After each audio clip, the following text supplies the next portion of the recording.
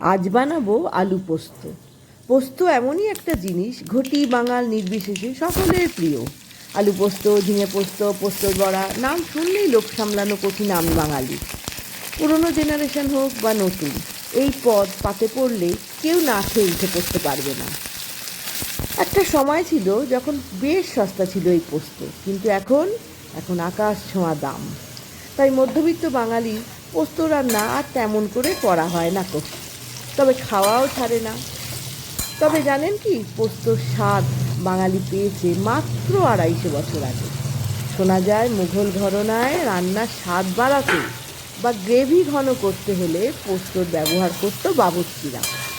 জানা যায় সেই সময় বিদেশ থেকে পোস্ত আমদানি করা হতো।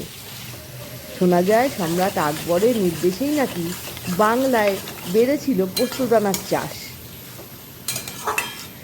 মুঘল রসুইখানার সেই খসখস পরিণত হলো বাঙালির হেসেলের প্রিয় খাবার।